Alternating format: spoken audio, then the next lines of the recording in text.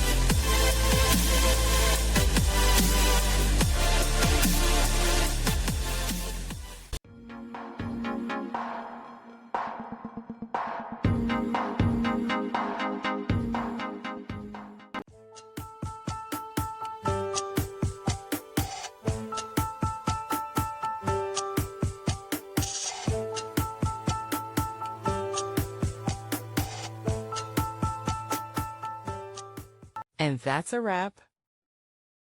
I hope you found the answer you were looking for. If you did, take a second to hit that subscribe button. It really helps out. And let me know in the comments which solution worked best for you. See you next time in the debug zone.